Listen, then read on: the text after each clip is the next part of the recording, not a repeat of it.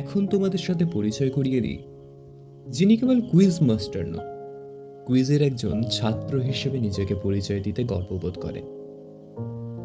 কুইজে তার হাতে করি যখন তিনি ষষ্ঠ শ্রেণীর ছাত্র। তারপর সেখান থেকে ইটিভি বাংলায় কুইজের পরিচালনা এবং বাকিটা ইতিহাস। সত্যজিৎ টিনটিন থেকে শুরু করে রজার ফেডারার, এই নিয়েই ছোট থেকে বড়বেলা কাটছে। ছোটদের পত্রিকা আনন্দমেলার সব জানতে বিভাগটিতে তিনি নিয়মিত লেখালেখি করেন। তার লেখা জনপ্রিয় বইগুলি হল জব্দ জবাব কুইজ, মগজবাজি, লার্ন অ্যান্ড সাইন ইত্যাদি। সেই অদ্বিতীয় অভিজিৎ শুকুলের মুখ থেকে আমরা কিছু কথা শুনে নিই।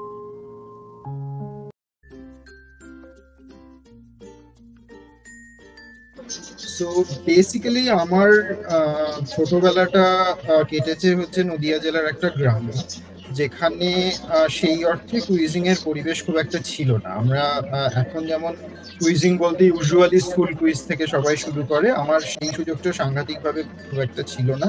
আমাদের স্কুলে প্রত্যেক বছর সরস্বতী পুজোয় একটা বড় কুইজ হতো, এবং সেই কুইজটাতে আশেপাশের যত স্কুল তারা সবাই পার্টিসিপেট করতো, এবং ওটা খুব একটা প্রেস্টিজিয়াস ইভেন্ট ছিল। তো আমি যখন ছোট ছিলাম আমার একটা স্বপ্ন ছিল যে একদিন আমি এই কুইজটাতে পার্টিসিপেট করবো, এবং এটা আমি প্রত্যেকবার দেখতে যেতাম, খুব উৎসাহ নিয়ে দেখতাম, এবং সেটা হতে হতে রাত হয়ে যেত। কুইজটা সন্ধ্যাবেলা দিকে বিকেলের দিক থেকে শুরু হতো, শেষ হতে হতে রাত হয়ে যেত। এবং আমাদের বাড়িতে একটা নিয়ম ছিল যে সন্ধে সূর্য ডোবার পর বাইরে থাকা চলবে না, কিন্তু ওই একটা দিন ব্যতিক্রম ছিল, দেখতে পারতাম।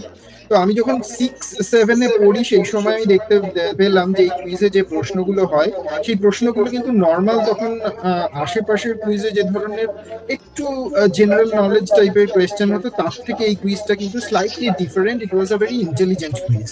মানে সেই অর্থে আমরা এখনকার কুইজিং বলতে যেরকম কোয়েশ্চেন দেখি, অলমোস্ট সেরকম স্কুল লেভেলের কোয়েশ্চেন। তো আমি 6-7-এ যখন পড়তাম তখন দেখতাম আমি প্রশ্নের মোটামুটি 80-90% উত্তর আমি নিজে দিতে পারি। কিন্তু আমাদের স্কুলের একটা অদ্ভুত নিয়ম ছিল যে ক্লাস 9 না হলে ওই কুইজটাতে পার্টিসিপেট করা যাবে না। তো আমি প্রত্যেকবারই দেখতাম, আর আমার মনে হতো যে আমি যদি টিমে থাকতাম তাহলে আমাদের টিমটা এবার হয়তো চ্যাম্পিয়ন হবে। কিন্তু তারপর আলটিমেটলি আমি যখন ক্লাস 9-এ উঠলাম, I got selected in the school quiz team, এবং সেইটা হচ্ছে আমার প্রথম as such quiz in class 9। তারপর মানে ওই গ্রামে থাকার সময় আমার আর কোনো কুইজের সেইভাবে অভিজ্ঞতা হয়। এরপর আমি কুইজ সেই অর্থে ভালোভাবে শুরু করলাম হচ্ছে আমি মাধ্যমিক পাশ করার পর আমি এলাম কল্যাণীতে। সেইখানে আমার তখন মফস্বলের কুইজিং সার্কিটে কল্যাণী একটা কিন্তু উজ্জ্বল নাম, কারণ কল্যাণীতে অলরেডি তখন অধ্যাপকরা, ডক্টররা, আরো অন্যান্য সমাজের বিভিন্ন প্রতিষ্ঠিত ক্ষেত্রে বিভিন্ন লোকজন ছিলেন, এবং তাদের একটা ক্লাব ছিল কল্যাণীতে, অ্যানোনিমাস বলে একটা ক্লাব ছিল, যাদের কুইজটা ওয়াজ ভেরি প্রেস্টিজিয়াস কুইজ। সারা ওয়েস্ট বেঙ্গল থেকে অলমোস্ট লোকেরা পার্টিসিপেট করতে আসতো।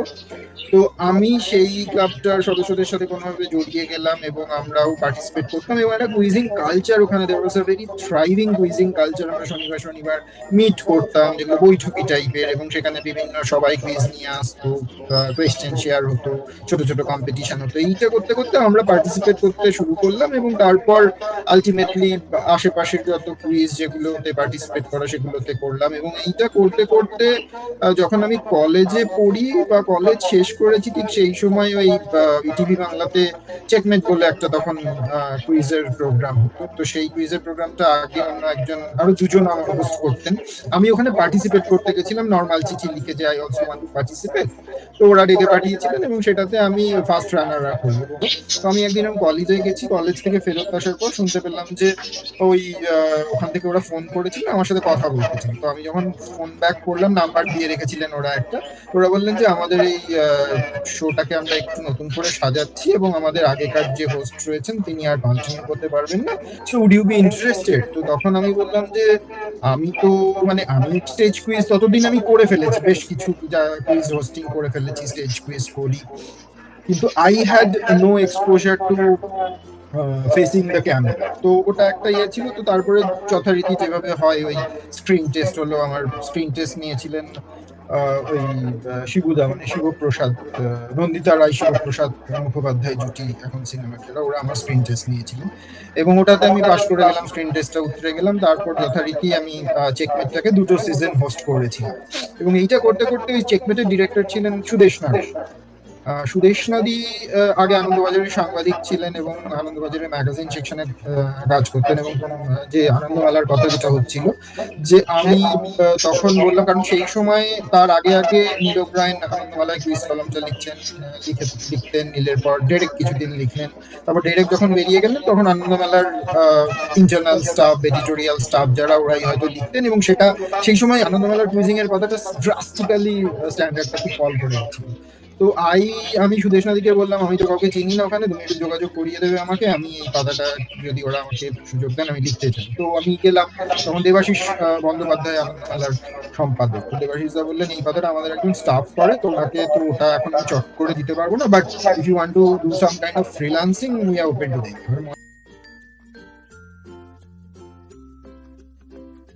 তো এবার দেবাশিস দা আমাকে বললেন যে এরকম আমি একটা পাতা করবো, পেছনের পাতা, তাতে বিভিন্ন রকমের ট্রিভিয়া বেসড ইয়ে থাকবে এবং রিসেন্ট হ্যাপেনিং, সেটা যদিও ডিরেক্ট কুইজ নয় বাট কুইজের সাথে somewhat it is related, so if you want তুমি একবার ট্রাই করে দেখতে পারো। তো আমি যথারীতি এরকম, কিন্তু আমি সেই সময় আমি ভোরাশিয়াসলি পড়তাম, মানে নিউজ পেপার, ম্যাগাজিনস, আমাদের কল্যাণীতে একটা খুব ভালো লাইব্রেরিতে একটা ম্যাগাজিন সেকশন ছিল, তাতে খুব ভালো ন্যাশনাল জিওগ্রাফিক, লাইফ থেকে শুরু করে সমস্ত ভালো ভালো magazine, India today, Outlook, front line, যা কম্পিটিটিভ ম্যাগাজিন, এভরিথিং, এবং আমি অলমোস্ট ওটার সৎ ব্যবহার করতাম, এক এক দিনে এক একটা ম্যাগাজিন প্রায় শেষ করে ফেলতাম। তো আমি সেগুলো পড়তাম বলে আমার এই কাজটাও সহজ হয়ে গেছে, আমি লিখতে পারি যে সেটা আমি জানতাম না। তো আমি মোটামুটি যখন দিলাম ওদের পছন্দ হলো, তো সেইটা দিয়ে আমার জার্নি স্টার্ট হয়েছিল আনন্দমেলাতে, এবং ultimately after some days, probably after 6 to 8 months, I was again called up by Debashis da. Debashis da আমাকে এখন বললেন যে এইবার আমরা কুইজের পাতাটাকে নতুন করে সাজাতে চাই, সো তুমি বলো কিভাবে করতে চাও। আমি 2-3টে ফরম্যাটে সাজিয়ে যেভাবে আমার পরিকল্পনাটা ছিল দিয়ে প্রেজেন্ট করলাম, ওরা ওটা থেকে মানে ইয়ে করে ওরা ফাইনালি একটা ফরম্যাট রেডি করলেন, and then I started writing quiz column সব জানতা, এবং ওটা বেশ কিছুদিন চলেছে। তো এই হলো মোটামুটি আমার কুইজিং এর স্টোরি। আমাদের সময় বাংলাতে এরকম কুইজিং এর খুব একটা ইয়ে ছিল না, বাট টেলিগ্রাফে তখন রবিবার করে একটা গ্রাফিটি বলে একটা ম্যাগাজিন সাপ্লিমেন্ট বেরোতো, ওই গ্রাফিটিতে ডেরেক ওব্রায়েন লিখতেন, ডেরেক ওব্রায়েন এছাড়াও লিখতেন, নীল ডেরেক দুজনেই লিখতেন, একটা করে পাতা থাকতো, এবং তার আগে স্টেটসম্যানে একটা প্যাটার্ন কুইজ বলে একটা কুইজ কলাম হতো, এশিয়ানে যে সেনজাম রাজশেখর বলে একজন লিখতেন, এখনো ওই কলামটা চলে খুব সম্ভবত। তো আমি ওইগুলোও কেটে কেটে, মানে পরবর্তীকালে আমি চেয়েছিলাম যে বাংলাতেও এরকম একটা কলাম হোক যেটা সামহাট এক্স্যাক্টলি ওই স্ট্যান্ডার্ডে, হয়তো ওদের স্ট্যান্ডার্ডে পৌঁছতে পারেনি, কিন্তু আনন্দমেলায় আমি আমার নিজের মতো করে একটু চেষ্টা করেছি। আমি এটা দুটো ভাগে ভাগ করে নিচ্ছি। একটা হচ্ছে প্রথমে বইয়ের কথা বলি। আমার ব্যক্তিগতভাবে আমি চিরকালই বিশ্বাস করে এসেছি যে বড়দের জন্য কুইজের বইয়ের সেই অর্থে দরকার নেই।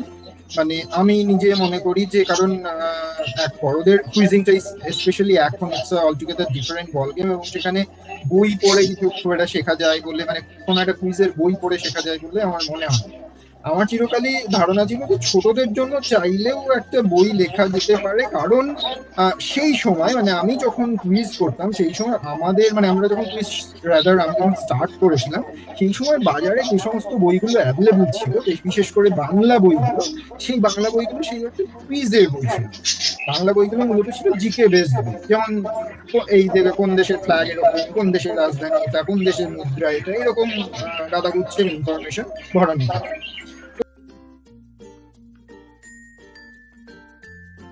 আমার ধারণা হলো যে কুইজের কোয়েশ্চেন নট নেসেসারিলি সবসময় ইনফরমেশন তো বটেই, বাট তার মধ্যেও যেন একটা ইন্টেলিজেন্স থাকবে, মানে একটা সাল আমি জিজ্ঞেস করলাম কত সালে হয়েছিল, that is not necessarily a very good quiz question per me. Rather এমন কোনো ফ্যাক্ট, যে ফ্যাক্টটা জেনে আমার একটা আনন্দ হবে যে একটা নতুন জিনিস জানলাম, বা হয়তো উত্তর দিতে পারলাম না, কিন্তু তারপরে জানার পরে মনে হলো আরে এটা তো পারতাম। এইরকম রাদার যদি কিছু জিনিস নিয়ে ফ্যাক্টসের সেই অংশগুলো রাদার যেগুলো নর্মাল কম্প্রিহেনশন বা রিকলের ইয়েটা ছাড়া যে ফ্যাক্টসগুলো ইন্টারেস্টিং ফ্যাক্টস নিয়ে যদি কুইজ করা হয় আমার মনে হয় ইন্টারেস্টিং হয়। এবং আরো একটা জিনিস যেটা সেন্সটা থাকা দরকার সেটা হচ্ছে যে একটা নর্মাল ফ্যাক্টস যদি আমি তিনটে লোককে দিই, তিনজন তিন রকম ভাবে পারসিভ করবে এবং তিনজন হয়তো তিন রকম প্রশ্ন করবে। আউটকামটা প্রত্যেকের ক্ষেত্রে প্রশ্নের যে উত্তরটা হবে সেটা আলাদা হবে। এইখানে বোঝার ব্যাপার যে কোন আউটকামটা এবং কোন উত্তরটা এই শর্তগুলোকে স্যাটিসফাই করছে। কি শর্ত না যে দেখে মনে হবে না এটা কি হলো একটা, যে আমি এটা জানি না, রাদার মনে হবে এটা জানি না কিন্তু এটা তো এটা তো খুব ইন্টারেস্টিং একটা ব্যাপার হলো এটা জানার পর, বা আমিও পারতাম আমি পারলাম না। আমার মনে হয় এই ফ্যাক্টরটা যদি থাকে কোয়েশ্চেনের মধ্যে এবং তার আনসারের মধ্যে ডেফিনেটলি, তাহলে মনে হয় দ্যাট আমার মতে সেটা একটা ভালো কুইজ কোয়েশ্চেনের তকমা পাবে।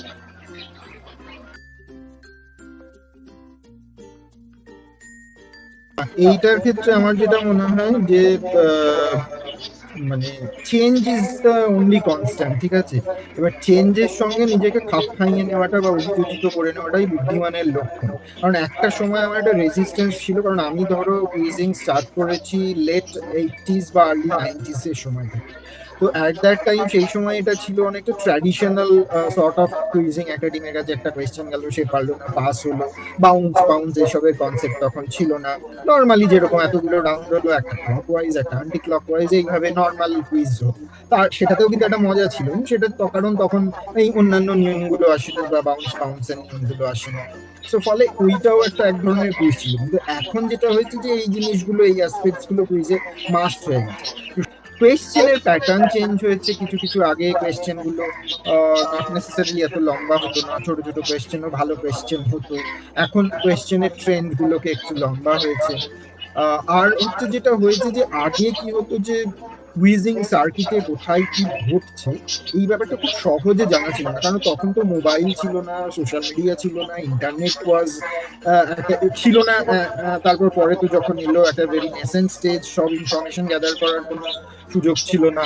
এখন সেইগুলো ড্রাস্টিক্যালি চেঞ্জ হয়ে গেছে। ফলে কুইজ মাস্টার আগে একটা কোয়েশ্চেন যেটা খুব সহজে, মানে যেটা তার কাছে মনে হতো যে এটা একটা রেয়ার, আমি I have got hold of this magazine and I can form a question out of this fact, এখন আর সেই জিনিসটা নেই। এখন কারণ ওই ম্যাগাজিনটার অ্যাক্সেসটা এখন এটা প্রায় প্রত্যেকের কাছেই রয়েছে। কাজেই তোমাকে পড়াশোনাটাকেও এখন একটা অন্য একটা লেভেলে বা একটা ইয়েতে নিয়ে যেতে হবে, যেখান থেকে তুমি এমন একটা ফ্যাক্ট সিলেক্ট করতে পারবে যেটা that would make a very competitive question. আর আরেকটা জিনিস আমি যেটা লক্ষ্য করেছি যে এই আমাদের সময়, মানে কুইজিং তো ইনিশিয়ালি যখন শুরু হয়েছিল যে লোকে একটা ওই দিনে শেষেরা বারে গেল বা পাবে গেল, দিয়ে একটা পানীয় বোতল হাতে নিয়ে মজার খেলা হিসেবে স্টার্ট হয়েছিল, এবং সেই অ্যাপ্রোচটা তো এখন আর নেই। এখন it's a very competitive field, এবং এই বছরে আরো বোধহয় কম্পিটিটিভনেসটা সাংঘাতিক বেড়ে গেছে। মানে আমাদের সময়ও ছিল, বাট এখন সেটা আরো বেশি দেখি। যেমন আমি রিসেন্টলি বলবো না, কিছু বছর আগে আমি টাটা ক্রুশি বলে পার্টিসিপেট করতে গেছিলাম মুম্বাইতে। তো সেখানে গিয়ে দেখলাম একটা টিম, তারা আগে 3টে সিটিতে জাস্ট শ্যাডো করছে কুইজটাকে। মানে তারা মুম্বাইতে এসেছে জাস্ট কুইজটা দেখবে বলে, কারণ তারা পার্টিসিপেট করবে আরেকটা অন্য সিটি, প্রবাবলি ব্যাঙ্গালোরে এডিশনটাই পার্টিসিপেট করবে। কিন্তু তার আগে ইস্টার্ন ইন্ডিয়ার একটা এপিসোড জাস্ট ফ্লাইটে করে গেছে কুইজটা দেখার জন্য। সেখান থেকে মুম্বাই এসছে, তাদের একটাই উদ্দেশ্য কোয়েশ্চেনের প্যাটার্ন এবং কুইজ মাস্টারকে স্টাডি করা, এবং ফাইনালে গিয়ে তারা ব্যাঙ্গালোর এডিশনে এই অভিজ্ঞতাটা কাজে লাগিয়ে বসবে। সো এই যে প্রিপারেশন, এই যে অ্যাপ্রোচ এবং এই যে মেটিকুলাস মেথড, এই লেভেলের কম্পিটিটিভনেসটা বোধহয় আগে ছিল না, যেটা এখন এসছে। আমরা পড়তাম, সেই পড়ার ম্যানিফেস্টেশন কতটা হচ্ছে মজার করে দেখার জন্য কুইজে বসতাম, এনজয় করতাম। এখন এগুলোর সঙ্গে এই কম্পিটিটিভনেস, এই ফ্যাক্টরটা বোধহয় একটা অ্যাডিশনাল ফ্যাক্টর হিসেবে, apart from the structural changes that the quiz has gone through, এইটা একটা অ্যাডিশনাল জিনিস আমার যেটা মনে হয়। তো কোনো সেইভাবে একটা ফুলপ্রুফ ফর্মুলা হয় না। তো আমার একটা নিজস্ব নিজের মতো করে আমি যেটা দেখেছি, সেই তার ভিত্তিতে আমি একটা ফর্মুলা বানিয়েছি, যে ROR ফর্মুলা। সেটা হচ্ছে কি না, রিড, অর্গানাইজ অ্যান্ড রিকল।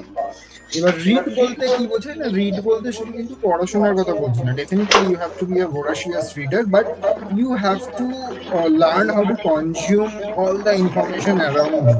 এবার আগেকার দুনিয়ায় কি হতো যে বিনোদনের উপায়গুলো কিছুটা লিমিটেড ছিল, এখন আর সেটা নেই। এখন চারিদিকে আমাদের বইয়ের পাশাপাশি বইকে কম্পিট করতে হচ্ছে আরো অন্যান্য অনেক জিনিসের সঙ্গে, social media, phone, mobile phone, TV, OTT etcetera etcetera, অনেক কিছু।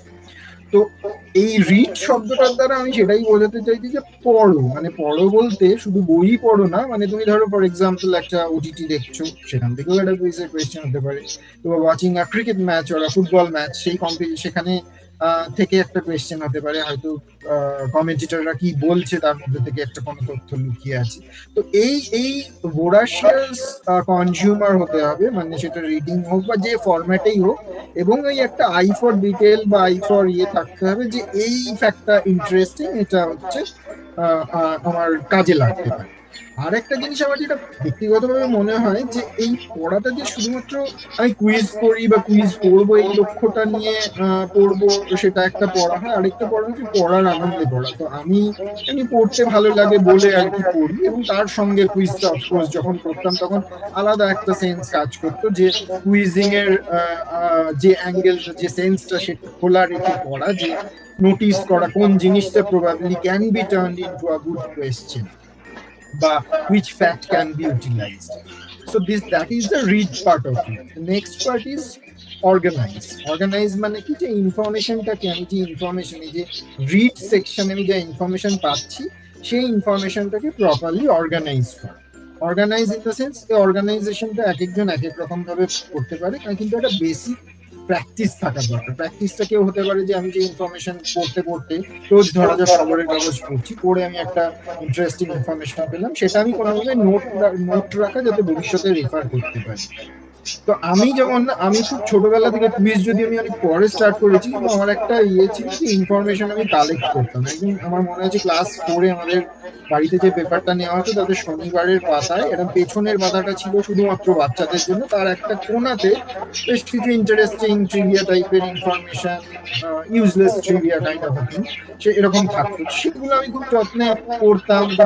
তারপর একটু যখন আমি ম্যাচিওর করলাম, তখন আমার ফাইলিং করতাম, ইনফরমেশন কেটে কেটে আমি জোগাড় করে রাখতাম বিভিন্ন জায়গায়, সেটা যেটা আমি এখনো করি। স্টিল আই ডু, আমার প্রচুর ইনফরমেশনের কাগজে কাটিং এর ফাইল আছে, এবং এগুলো পরবর্তীকালে হয়তো মানে 1990-এর এখনকার কোনো ফাইল দেখলে মজা লাগে। সেই ইনফরমেশন গুলো হয়তো এখন কোনো কাজে লাগবে না, but still those are valuable information, হয়তো আর্কাইভ হিসেবে কাজে লাগতে পারে।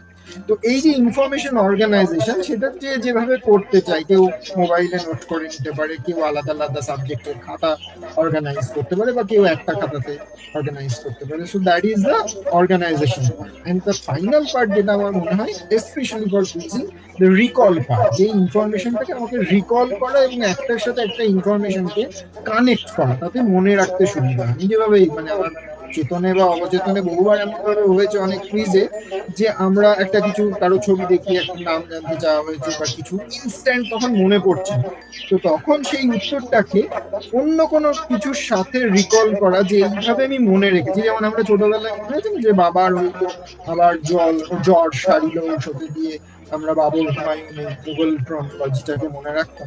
সেই রকম আমার নিজের মতো করে ফর্মুলা করে আমি ওই ফ্যাক্টটাকে আমার মনে রাখা, সেটা যাতে আমার ভবিষ্যতে রিকল করতে সুবিধা হয়।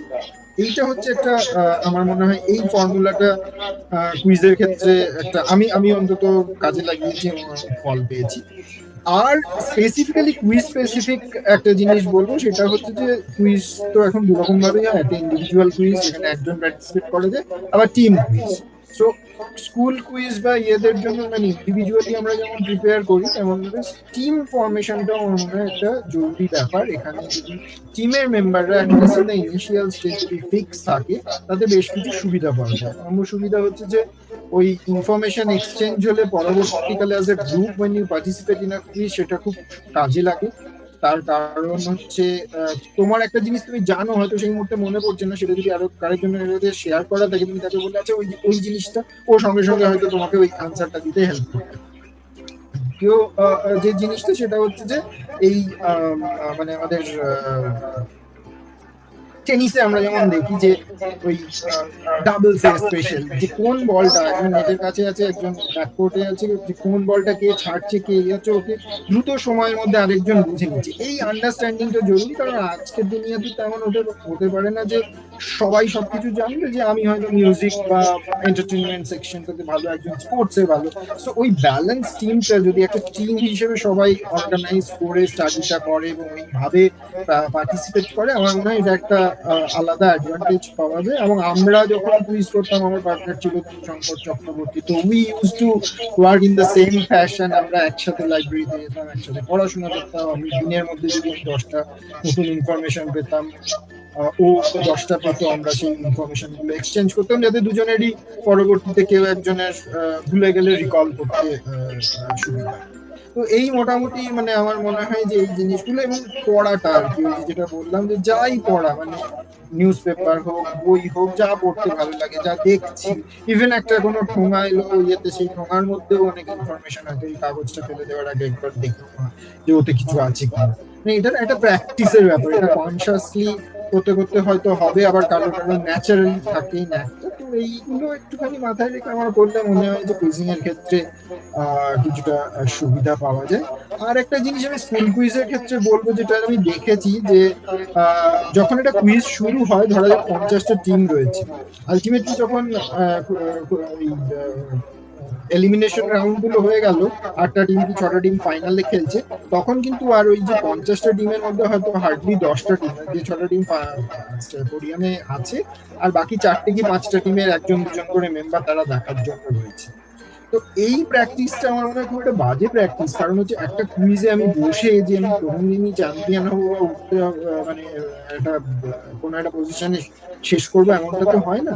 কিন্তু কুইজটা দেখা, কুইজের এন্ড অব্দি দেখা, কুইজ মাস্টারকে বোঝা, কোয়েশ্চেনের প্যাটার্ন বোঝা, যারা চ্যাম্পিয়ন টিমস তাদের স্ট্র্যাটেজিটা বোঝা, সেই জন্য কুইজটাকে ফলো করাটা ভীষণ জরুরি। তো আমার মনে হয় এই গোটা ব্যাপারগুলো একসঙ্গে মাথায় রাখলে আমার মনে হয় কুইজিং এর ক্ষেত্রে সাফল্য পাওয়া সম্ভব। আর শেষে একটা কথা বলবো, যে যারা এই ওয়ার্কশপটাতে পার্টিসিপেট করছো, এবং আমার ধারণা আরো অনেক সেশন হয়েছে এবং আরো নানা হয়েছে, তাদের আমি শুভেচ্ছা জানাচ্ছি ভবিষ্যতে কুইজিং এর জন্য। আর আমি যা এতক্ষণ বললাম তার যদি সামান্য অংশ কারোর যদি কাজে লাগে, তাহলে আমি ভীষণ খুশি হব। So all the best to everyone, happy cuisine.